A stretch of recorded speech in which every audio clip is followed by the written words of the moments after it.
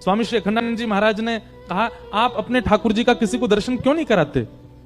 तो कोकिल साईं कहते, बोले संसारी लोग हैं, इन पे मांगना ही आता है, और छोटे छोटे प्रिया प्रियतम अपने नित्य निकुंज विलास में हैं। अब उनसे वो वैसे ही इतने संकोच में रहते हैं, और हम लोग जाके उनसे कुछ मांग लेंगे तो और कितने संकोच में आ जाएंगे।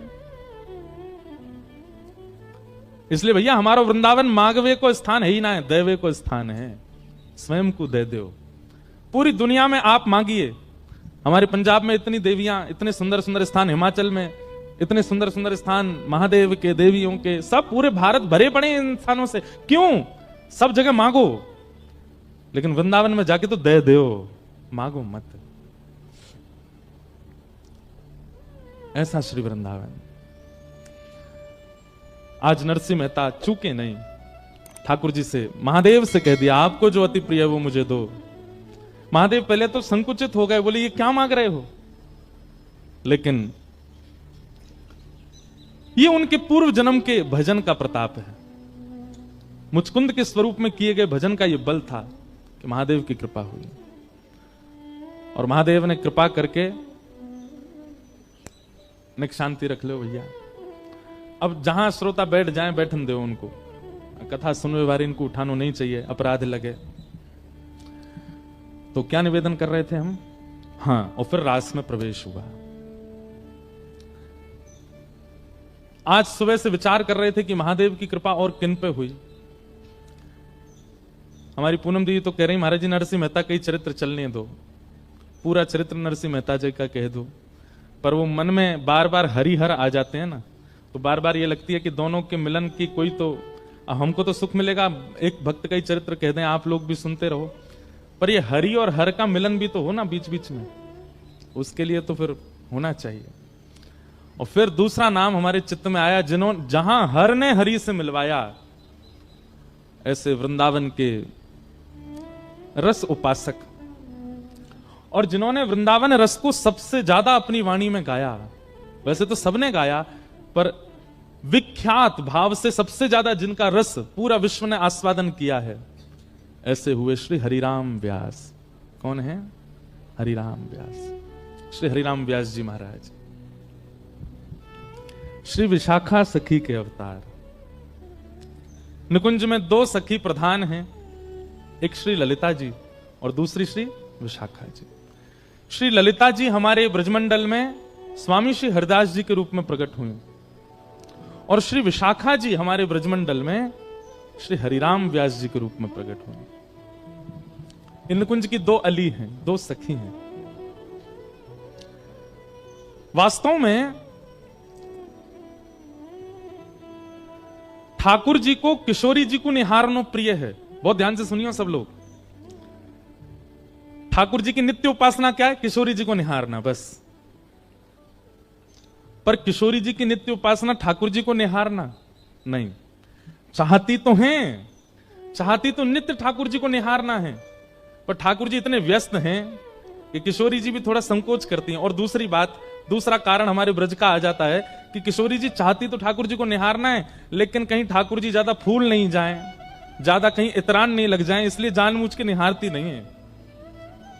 ठाकुर जी हमारे कैसे, नेक अगर किशोरी जी बड़ाई कर दें तो ठाकुर जी फूले नहीं समा में। नेक अगर ज्यादा निहारन लग जाए तो ठाकुर जी स्वयं ही काजर लेके हमें अपनी बिंदी लगा ले, मुझे नजर लग जाएगी आपकी।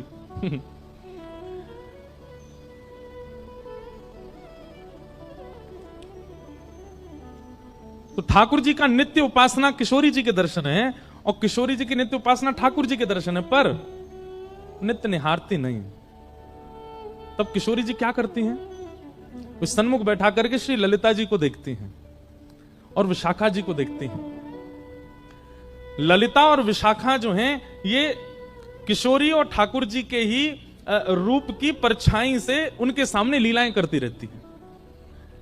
जैसे जब जब श्याम सुंदर की याद आती है, तब तब ललिता विशाखा लीला करती हैं, और लीला करके किशोरी जी को दिखाती हैं। ललिता जी श्री किशोरी जी बनती हैं और विशाखा जी श्री श्याम सुंदर बनती हैं, और ये दोनों लीला करके दिखाती हैं। उसी से किशोरी जी का मन प्रसन्न होता है। तो ऐसा कह दें तो कोई अतिशयोक्ति नहीं कि ठाकुर जी की उपासना किशोरी जी का दर्शन, और किशोरी जी की उपासना ललिता विशाखा का दर्शन। नित्य निहारती दोनों को। कितनी बड़ी सौभाग्यवती हैं कि अपलक नेत्रों से किशोरी जी निहारती हैं उनको। ललिता जी का तो प्रादुर्भाव ही किशोरी जी के प्रतिबिंब से हुआ। ऐसी कथा आती है कि एक बार निकुंज में ठाकुर जी बोले, हे श्यामाजू चलो आपको श्रृंगार मैं करूंगा। और जब जब किशोरी जी को श्रृंगार ठाकुर जी ने किया है, तब तब किशोरी जी को अपनो ही रूप भायो है। जैसे हर किसी को अपने आप को श्रृंगार के बाद देखने की इच्छा होती है, हम कैसे लग रहे हैं। अन्य दिन तो सखियां तैयार करती हैं, कभी कीर्ति मैया श्रृंगार करती हैं, कभी श्री जी स्वयं भी श्रृंगार करती हैं, परंतु अन्य दिन तो किशोरी जी स्वयं को श्रृंगार करके प्रतिबिंब में देखती हैं, दर्पण में देखती हैं और फिर आगे लीला में चली जाती हैं। पर जिस दिन ठाकुर जी श्रृंगार करके जाते हैं किशोरी जी का, किशोरी जी प्रतिबिंब के सामने ही बैठी रहती हैं, स्वयं को ही निहारती हैं। आज ठाकुर जी ने किशोरी जी का श्रृंगार किया, पत्रावली पधराई, आंखन में काजर लगायो, सुंदर निज कर गूथ सुमन के गजरा, ये अपने ही हाथ पहरावत है। तू है सखी बड़ भाग बड़ी, नंदलाल तेरे घर आवत है। जैसे घर में देखा है ना, कभी बहनें बैठी हैं एक दूसरे के केश गूंथती हैं, ऐसे किशोरी जी बैठी हैं और ठाकुर जी उनके केश गूंथ रहे हैं। और किशोरी जी को आज इतना सुख मिल रहा है, इतना इतना आनंद है, पर प्रकट नहीं करती हैं। ठाकुर जी ने श्रृंगार किया और सुंदर पुष्प ला करके किशोरी जी के केशन में ऐसे सुंदर सुंदर गुच्छ बना करके श्रृंगार किया। और जैसे ही दूर से प्रतिबिंब लेकर के श्याम सुंदर आए, बोले हे श्यामाजू विराजो, देखो मैं आपको दर्पण दिखाऊं। और जैसे ही ठाकुर जी ने प्रतिबिंब दिखायो, किशोरी जी तो निहारती रह गई अपने स्वरूप को।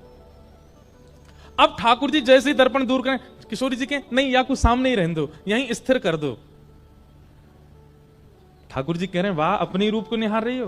बोले अपने रूप को ना निहार रही, या रूप में चढ़े भये श्रृंगार को निहार रही हूं, और वो श्रृंगार कैसे कियोगे वो चिंतन कर रही हूं।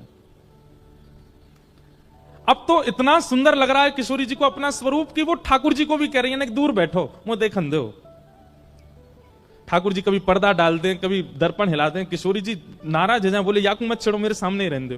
अब तो किशोरी जी कुंज में भी जा रही हैं, तो वहां पर भी ऐसे ऐसे दर्पण लगाए कि जहां किशोरी जी नजर घुमाए अपनो ही प्रतिबिंब देख रही हैं। ठाकुर जी बोले इतना प्रिय लगो आपको मेरे द्वारा किया गया श्रृंगार, क्यों ना या श्रृंगार के स्वरूप को स्तब्ध स्थिर कर दिया जाए। और तभी किशोरी जी अपनी स्वरूप को देख करके बोली हे ललिते। और जैसे ही अपने स्वरूप को ललिते कहो है, तो किशोरी जी को जो प्रतिबिंब है वो प्रतिबिंब ही श्री ललिता जी के रूप में प्रकट है गया। श्री ललिता अली, ललिता सखी आ गए।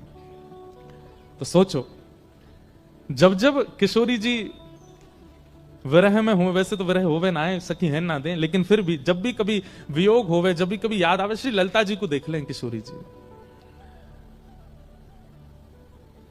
ऐसी ये दो सखी हैं, ललिता और विशाखा।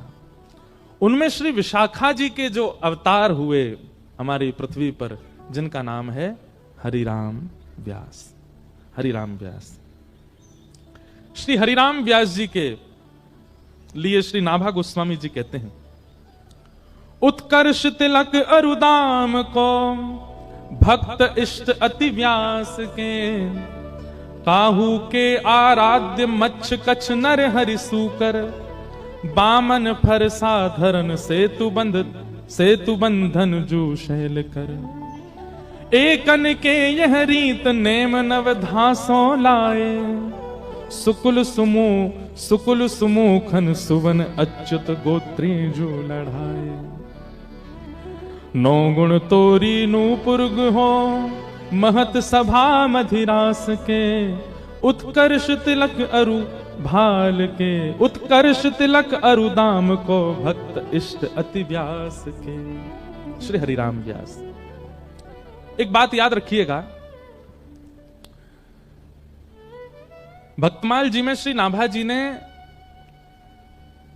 भगवान के भक्तों को केवल भक्त कहा, लेकिन हरिजनों के भक्तों को श्री नाभा गोस्वामी जी भक्त राज कहते हैं। बहुत ध्यान से सुनिएगा, जो ठाकुर जी के भक्त हैं श्री नाभा जी कहते हैं ये केवल भक्त हैं, इनकी उपाधि केवल भक्त की है, लेकिन जो ठाकुर जी के भक्तों के भक्त हैं, ये भक्त राज हैं, ये भक्तन के राजा हैं। आप लोग अपने घर में प्रिया प्रियतम की सेवा करते हैं, लड्डू गोपाल की सेवा करते हैं, किशोरी जी की सेवा करते हैं, आप केवल भक्त हो, और उनकी सेवा से ऊपर आपके लिए कुछ भी नहीं है, तो आप भक्त हो। लेकिन अमृतसर में कोई ब्रजवासी आ जाए और आप मचल जाओ, आपके नेत्र तड़पने लग जाएं, आपको हृदय व्याकुल हो जाए, आपके मन में इच्छा हो कि बस कैसे हम जामे, जाके उनके दर्शन कर आए, नए कुंते मिले आए, उनको अपने हाथ की कछु बनी सामग्री पवाए, उनके बैठ के 2 वचन सुनियाए। ठाकुर जी से भी अति प्रेम यदि हरिजनों से है तो श्री नाभा जी आपको भक्त राज कहेंगे, ये भक्तन के राजा। और एक बात हम आपसे स्पष्ट कह दें, ठाकुर जी से प्रेम करना सहज है, पर हरिजनों के प्रति प्रेम होना ये सबसे कठिन है। हरिजनों से प्रीति नहीं हो पाती, हरिजनों के प्रति वैसा प्रेम नहीं हो सकता। और वाकई लैया भी अगर आपको प्रयास करना हो, देखो एक बात हमारी बात बहुत ध्यान से सुनिएगा। एक तो सामने कैमरा वाले भैया ने बैठ जाओ, अगर तुम्हारा कैमरा स्थिर है तो हमें देखे ही ना रहे बेचारे। जय हो। तो ठाकुर जी की सेवा बहुत सरल है। सवेरे 7 बजे मंगला करते हो, किसी दिन 8 बजे कर दोगे तो ठाकुर जी नाराज नहीं होंगे, और काउ दिना 5 बजे ही कर दोगे तो भी ठाकुर जी नाराज नहीं होंगे। ठाकुर जी को राजभोग में कड़ी चावल खवा दो तो भी ठाकुर जी राजी हैं, ठाकुर जी को केवल दही भात खवा दो तो भी राजी हैं, कुछ नहीं तो दूध को भोग लगा दो तो राजी हैं। रात में शयन के समय ठाकुर जी को भोग लगाओ तो राजी, नहीं भोग लगाओ दूध धरा के, नहीं तो चना चनौरी मिश्री लगा दो तो भी राजी। सुबह दो सेज पे तो राजी, नहीं सुबह भूल गए, ठाकुर जी बैठे खुद सो गए तो भी बेचारे राजी, कुछ नहीं कहेंगे। ठाकुर जी की सेवा तो बहुत सरल है, बहुत सहज है, उसमें तो आपको परिश्रम करना ही नहीं पड़ता है। पर हरिजनों की सेवा, हरिजनों की सेवा तो कठिन है।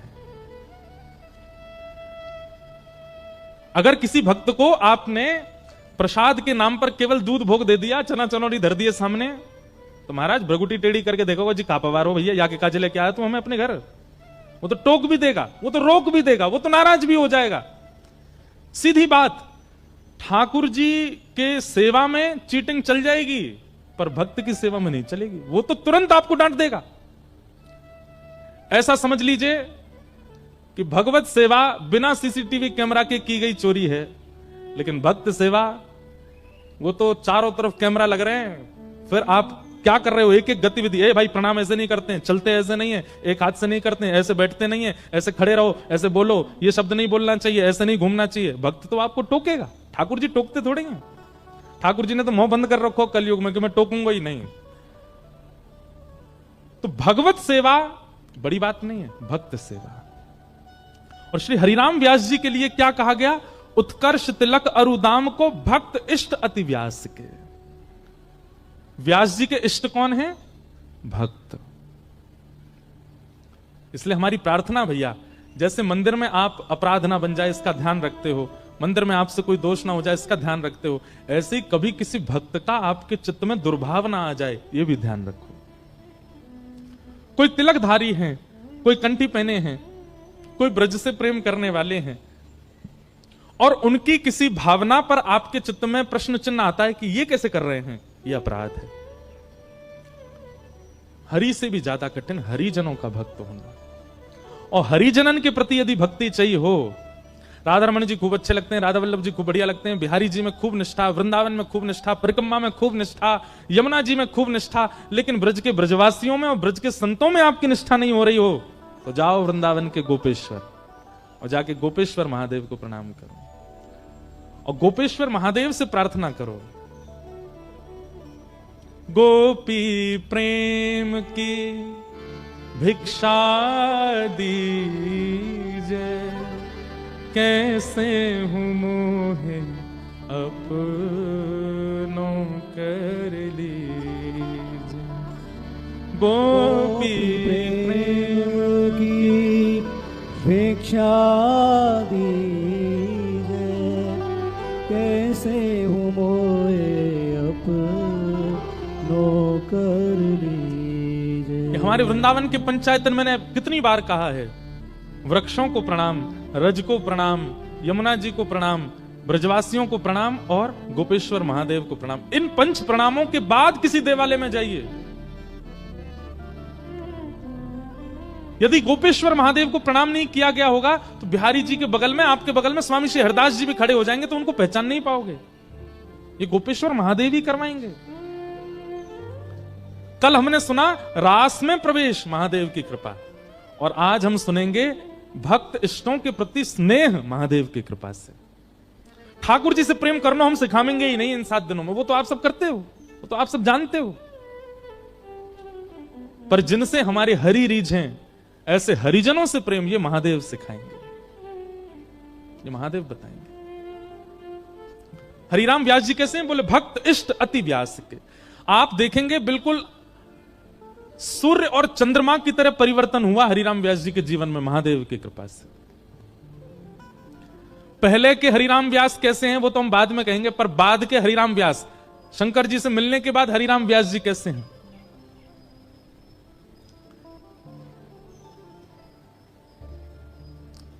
हरिराम व्यास जी संतों की खूब सेवा करते थे। और हरिराम व्यास जी के ठाकुर जी कौन से हैं? जुगल किशोर को लाड़ लड़ायो, नवल कुंज ही माहे, कुंज निकुंजन की रज धारे, व्यास युगल यश गाय, वृंदावन प्यारो वृंदावन श्री वृंदावन। आप लोग आश्चर्य करेंगे, और ये हम किसी के इष्ट को या किसी परंपरा को हम कोई गलत नहीं बोल रहे हैं, पर हमारे वृंदावन के सप्तनिधियों में जितने भी ठाकुर प्रकट हुए सब एक एक ही प्राप्त हुए।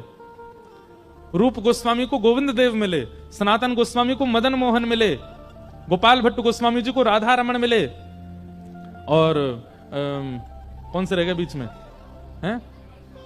हितरवंश महाप्रभु जी को राधा वल्लभ जी मिले,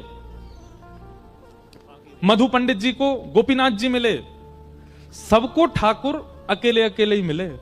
किशोरी जी तो गादी जी के रूप में मिली, चूड़ामणि के रूप में मिली, लेकिन एकमात्र ऐसे श्री हरिराम व्यास हैं जिनको जुगल प्राप्त हुए, जुगल किशोर मिले, जिनके लिए किशोरी जी भी प्रकट हो गई। इसीलिए श्री हरिराम व्यास जी गाते हैं, किशोरी तेरे चरणन की रज पाऊं, किशोरी तेरे चरणन। मैं कान पकड़ के क्षमा मांगते हुए कह रहा हूं, हमारे वृंदावन की आचार्य परंपरा में अगर किशोरी जी सहित ठाकुर जी मिले तो केवल हरिराम व्यास को, क्योंकि महादेव की कृपा से। जारज को ब्रह्मादिक तरसत, जारज को ब्रह्मादिक तरसत, सूरज शीश चढ़ाऊं किशोरी तोरे, सूरज शीस चढ़ाऊं किशोरी तेरे, चरणन की रज पाऊं किशोरी तेरे, चरणन की रज पाऊं। बैठी रहूं कुंजन के कोने, बैठी रहूं कुंजन के कोने, श्याम राधिका गाऊं किशोरी तोरे, श्याम राधे का गान किशोरी तेरे, व्यास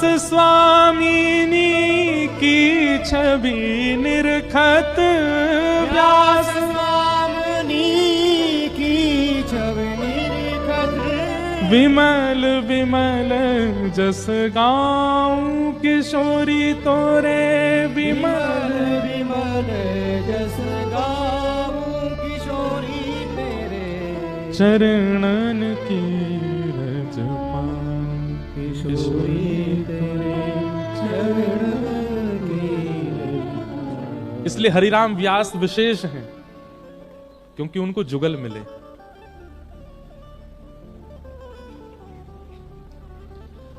तो श्री विशाखा जी ये प्रकट हुई कलयुग में हरिराम व्यास जी के रूप में, और आपका जन्म हुआ ओरछा के एक शुक्ल परिवार में, एक दिव्य ब्राह्मण कुल में आपका जन्म हुआ। नाम आपका हरिराम शुक्ल रखा गया, हरिराम शुक्ल। हमने पूरा चरित्र लिख भी रखा अपने पास, आज सुनाते हैं प्रेम से। अच्छा, कई लोग ना वो बहुत जल्दी आके बैठ जाते हैं कथा में, आगे आगे बैठ जाते हैं, फिर बीच में उठ के जाते हैं। ऐसों से हमारी प्रार्थना कि आप जिनको जल्दी जाने का होता है ना, 6-7 बजे जिनको जाना ही है, वो पीछे ही बैठ जाए करो। आप कब आए कब गए किसी को पता नहीं चले, लेकिन जो बेचारे पूरी कथा सुनने के भाव से बैठे उनको विक्षेप नहीं हो। अवर और प्रवर 2 प्रकार के श्रोता बताए गए भागवत जी में। व्यास के आने से पूर्व आवे और व्यास के जाने के बाद जावे, उसी को प्रवर श्रोता कहते। हम हैं तो बालक की, यहां से नीचे तो हमें खूब आप जो है गले में गलवैया डाले घूमो, लेकिन जब मंच पे बैठते हैं उतनी देर व्यास हैं, उतनी देर आपको ये बात तो याद रखनी चाहिए कि आप कम से कम व्यास के जाने के बाद जाओ। तो हरिराम शुक्ल जी का जन्म हुआ और बाल काल में आपने सरस्वती मंत्र को सिद्ध कर लिया। हमें याद है सरस्वती मंत्र, और हमने खूब उसकी उपासना भी की है, और उसी कृपा से कि आप सबको कथा सुना रहे हैं। तो सरस्वती दिव्य मंत्र की आपने इतनी उपासना की, इतनी उपासना की, नवरात्रों में आप केवल अन्न जल त्याग करके जल और केवल कुछ फलाहार लेकर के सरस्वती मंत्र की उपासना करते थे। और उससे ऐसा हुआ कि व्यास हरिराम शुक्ल जी के जिह्वा पर वाग देवी सरस्वती साक्षात विद्यमान हो गई। और उसका प्रभाव यह हुआ कि आपने अध्ययन करके स्वयं को इतना विद्वान बना लिया कि आप जिस जगह जाते वहां के विद्वानों को हरा देते। काशी में जिस गुरुकुल में आप पढ़े थे, उस गुरुकुल में सब विद्वानों ने मिलकर के सारे छात्रों में से आपको चुना और चुन करके मंच पर बुला करके आपकी विद्वत्ता से प्रसन्न होकर के आपको व्यास की उपाधि प्रदान की। इसलिए नाम पड़ गया हरिराम व्यास। हरिराम व्यास। एक दिन हरिराम व्यास जी के मन में आया कि क्यों ना मैं पूरी पृथ्वी पर दिग्विजय करूं। अच्छा, एक तो विद्वान, दूसरे रूपवान, सुंदर रूप भी था, और तीसरा ओरछा के एवं ओरछा के आसपास के राजघरानों के ये कुलगुरु भी थे। सब राजा इनके आगे हाथ जोड़े खड़े रहते थे। भागवत जी कहती हैं, कम आयु का होना, बहुत योग्यताएं प्राप्त कर लेना, बहुत सम्मान मिल जाना, स्वरूप का होना और सत्संग का ना होना, यह पतन का कारण बन जाता है। आप रूपवान हैं लेकिन सत्संग नहीं करते हैं तो आप रूप गर्विष्ठ हो जाओगे। आप धनवान हो लेकिन सत्संग नहीं करते तो धन का अहम आपके अंदर से कभी नहीं जाएगा। आप योग्यताओं से परिपूर्ण हो, विद्वान हो, गाना आता है, नाचना आता है, या कई भी कलाओं से निपुण हो, लेकिन सत्संग नहीं है तो वो कला आपको एक दिन गिरेगी नीचे। इसलिए कितनी भी योग्यताएं हो, उन योग्यताओं के साथ सत्संग आवश्यक है जीवन में। हरिराम व्यास जी के पास सब कुछ था, सत्संग ही नहीं था। एक दिन हरिराम व्यास जी के मन में आया कि विद्वान तो हम हैं ही, इतने राजा हमारे चेला हैं, रूपमान भी सब कुछ है, क्यों ना दिग्विजय की जाए, पूरे भारत में मुझसे बड़ा कोई विद्वान ना हो ऐसी घोषणा करवा दी जाए। और उसके लिए क्या करना पड़ेगा? बड़े बड़े विद्वानों के पास जाकर के हमको शास्त्रार्थ करना पड़ेगा। सब लोग इधर देखो, सावधानी से सुनो।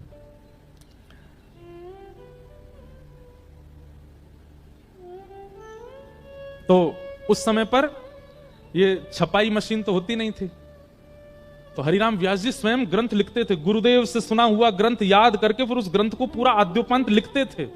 और ऐसे ग्रंथों की अनेकों बैलगाड़ियां उनके साथ में ही चलती थीं।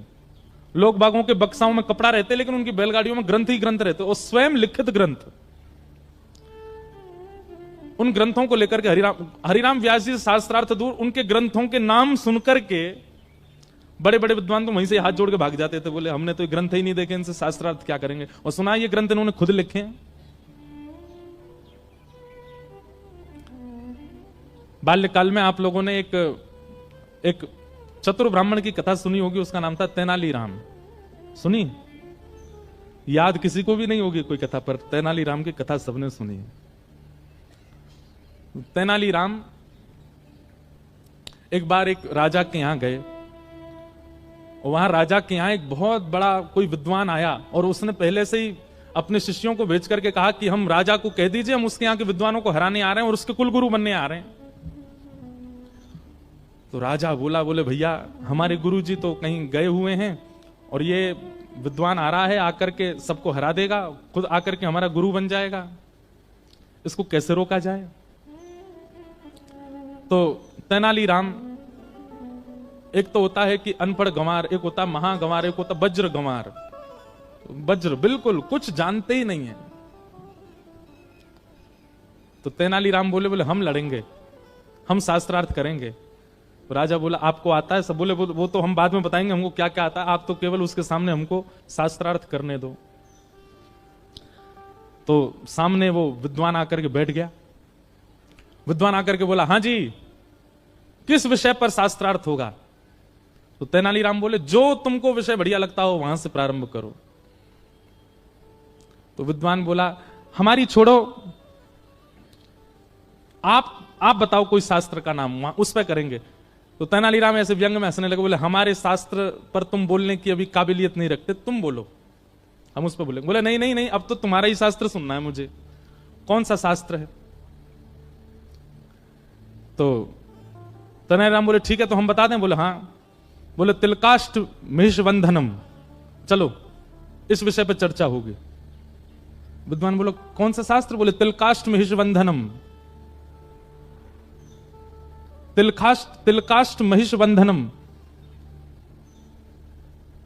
अब सामने जो विद्वान बैठा था उसने अपने चेलाओं को देखा, बोले ये शास्त्र तो हमने कभी सुना ही नहीं। तो सब चेला बोले गुरुजी भलाई इसी में कि यहां से ऐसे ही चल दो, कहीं हमने शास्त्रार्थ किया और आपने शास्त्र का ही नाम नहीं सुना और इसने कहीं दो चार और बातें बोल दी, आपसे उत्तर नहीं देवा तो नाक और कटेगी हमारी। तो बेचारा वो विद्वान, उसको लगा कि भैया हमने तो इस शास्त्र का नाम ही नहीं सुना। तेनालीराम ने उसको खूब सुनाई, खड़ी खोटी सुनाई और कहा आ जाते हैं, आइंदा कभी मत आना इस नगर की ओर, तो मुंह उठा के भी मत देखना, देख लेना एक शास्त्र बोला, अभी तो ऐसे मुझ पर 56 करोड़ शास्त्र और रखे हैं।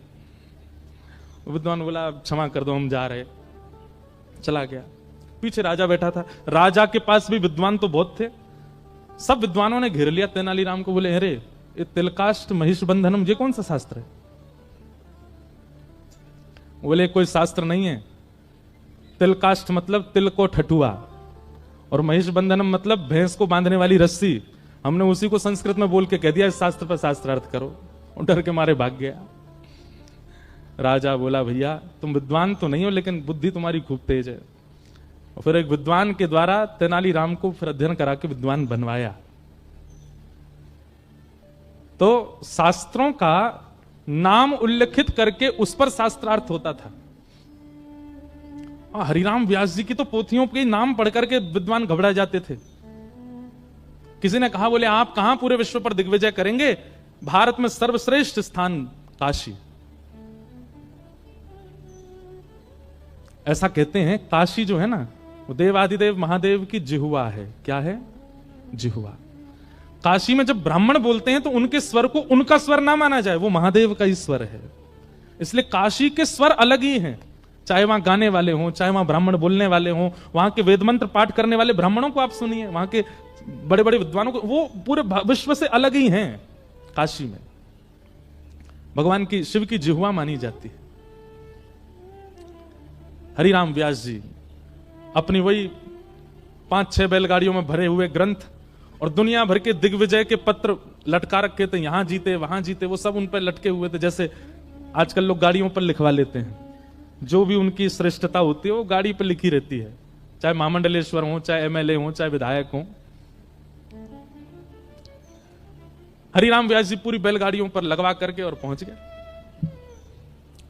सब ब्राह्मण समझ गए, बोले भैया ये हरिराम व्यास को व्यास से जीतना सामान्य बात नहीं है, ये बहुत विद्वान है, वाग्देवी सरस्वती की कृपा है इनके ऊपर, इन्होंने सरस्वती मंत्र को अभिमंत्रित कर रखा है, इनकी जिह्वा पर सरस्वती नर्तन करती है, कैसे जीतेंगे हम इनसे?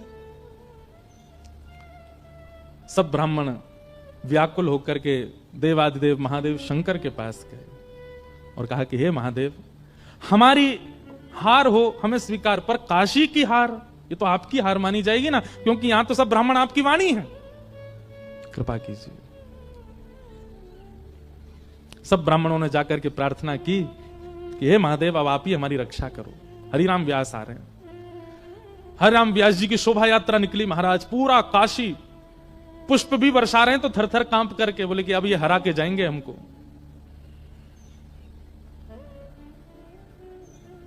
महादेव ब्राह्मणों से बहुत प्रेम करते हैं। बंधुओं, ब्राह्मणों से प्रेम करने का कारण भी, मैं कोई जाति विशेष पर बोलूं ऐसा मेरा भाव नहीं, पर ब्राह्मण की जीविका ठाकुर जी ही हैं। वो ठाकुर जी को गाता है, ठाकुर जी को भजता है, ठाकुर जी को तैयार करवाएगा ब्राह्मण, ठाकुर जी पे पुष्प चढ़वाएगा ब्राह्मण, ठाकुर जी की आराधना करवाएगा ब्राह्मण, ठाकुर जी के सब क्रियाकलाप इस संसार में करता ही ब्राह्मण है, तो उससे प्रेम होना सहज है ठाकुर जी का। भले ही उससे अपना घर चलाता है, लेकिन ठाकुर जी का सबसे ज्यादा ध्यान ब्राह्मण ही रखते हैं, इसलिए ठाकुर जी को बहुत प्रिय है। ब्राह्मणों की आराधना सुनकर के महादेव बोले अब हम जाएंगे, और एक दिव्य दीनहीन से ब्राह्मण का रूप धारण करके महादेव पहुंचे हरिराम व्यास जी के पास। व्यास जी संध्या से निवृत्त होकर के प्रसाद आदि पाकर के बैठे थे, प्रतीक्षा कर रहे थे कोई शास्त्रार्थ करने आए। बाहर द्वार पर दो सेवक खड़े थे, तभी शंकर जी ने जाकर के कहा प्रणाम, हम व्यास जी से मिलने आए हैं। सेवकों ने भीतर जाके कहा, बोले महाराज द्वार पर एक ब्राह्मण आया है। हरिराम व्यास जी बोले बुलाओ बुलाओ बुलाओ, उससे तो हमको शास्त्रार्थ करना है। और तुरंत अपना आसन सुव्यवस्थित किया, ग्रंथ निकाल करके रख लिए, और जैसे ही महादेव पहुंचे, बिल्कुल साधारण सी धोती है, साधारण सा गमछा डाला हुआ है, दीन इनसे ब्राह्मण पतले दुबले, एक एक नस दिखाई दे रही है। उनकी दीनता, सरलता, दैन्यता देख करके हरिराम व्यास जी बोले महाराज आपका रूप स्वरूप देख करके तो ऐसा लगता है मैंने एक श्लोक भी यदि बोला तो कहीं आप गिर ना जाओ, आप शास्त्रार्थ करने आए मुझसे। महादेव बोले नहीं नहीं, हम शास्त्रार्थ करने नहीं आए, हमने पूरे काशी में आपकी प्रशंसा सुनी, आप बड़े विद्वान हैं, आपके पास सारे प्रश्नों के उत्तर हैं, सारे ग्रंथ आपको कंठस्थ याद हैं, हम तो अपनी एक जिज्ञासा लेकर के आए हैं आपसे पूछने।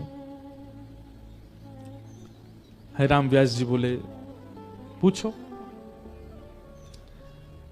बोले महाराज आप इतने विद्वान हैं, ये बताइए अत्यंत विद्या प्राप्त करने के बाद उस विद्या का फल क्या मिलता है?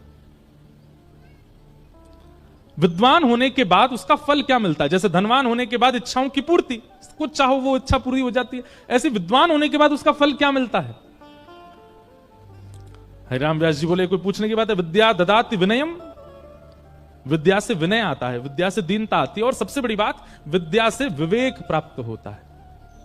विवेक किसे कहते हैं? सही और गलत की पहचान, इसको विवेक कहते हैं। बहुत ध्यान से सुनिएगा, एक कैसा ट्रांसफॉर्मेशन है हरिराम व्यास जी के जीवन में, कहां वो पूर्व के हरिराम व्यास और कहां वो बाद के हरिराम व्यास, महादेव की कृपा।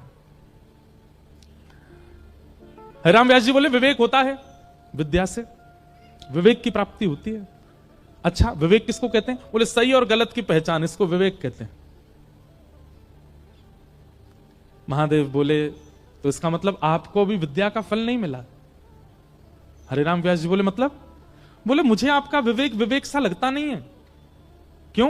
क्योंकि आपने अपनी विद्या से, आपने अपनी विद्वत्ता से अपनों से नीचों को हराना उचित समझा है, ना कि उस विद्वत्ता से किसी का भला करना।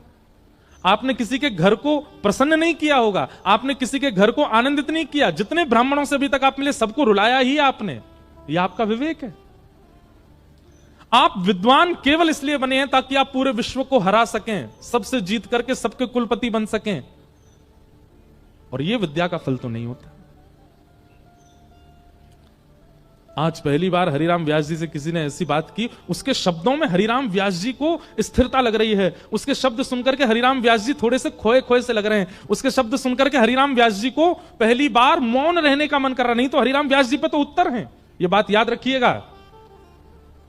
जिसके शब्द आपको स्थिर कर देते हो, जिसके शब्द आपके भीतर परिवर्तन करने की स्थिति पैदा कर देते हो, जिसके शब्द आपको अत्यंत शांत कर देते हो, समझ जाना या तो वो हरि हैं या कोई हरिजन है। शब्दों में बहुत ताकत है।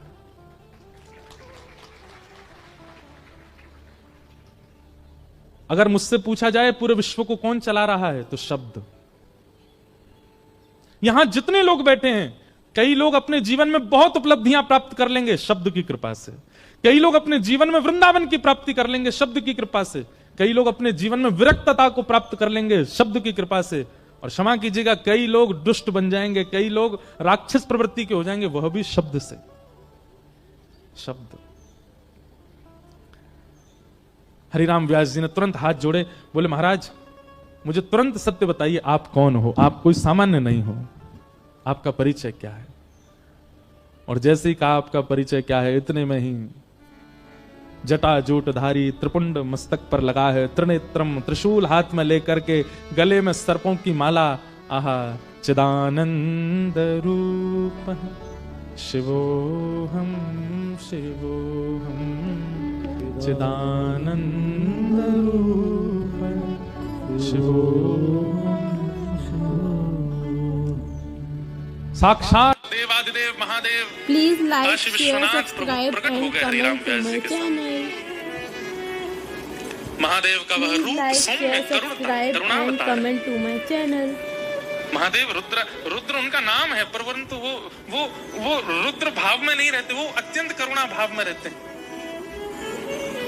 आप कभी भी किसी भी शिवालय में जाओ, 24 घंटा पानी गिरता रहता है, इसका भीगे देव 24 घंटा भाव में भीगे ही रहते हैं। महादेव प्रकट हो गए और प्रकट होकर के हरिराम व्यास जी के सिर पर हाथ फेरने लगे। आज हरिराम व्यास जी को अपने जीवन में किए गए समस्त क्रियाओं के प्रति पाप की भावना आने लगी। मैंने कितने ब्राह्मणों को हताश किया, उदास किया, निराश किया, रुलाया। आज तक नहीं समझ पाया कि मेरी विद्वत्ता का कारण क्या होना चाहिए। आज महादेव प्रकट हो गए, चरणों में लिपट गए, बोले प्रभु कृपा करो,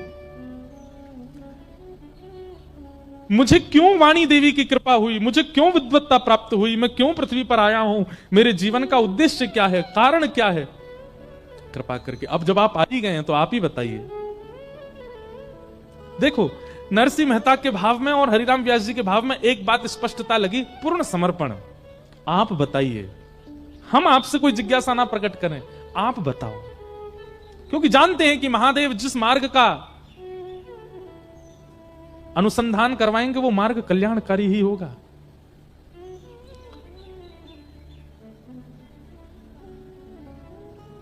महादेव हाथ फेर करके हरिराम व्यास जी से कहते हैं, व्यास जी उमा कहूं मैं अनुभव अपना, सत हरि भजन जगत सब सपना, सत हरि भजन जगत सब सपना। हे हरिराम व्यास, इस संसार में कितनी भी उपलब्धियां प्राप्त कर लो, तुम हमेशा अपने आप को अपूर्ण ही समझोगे।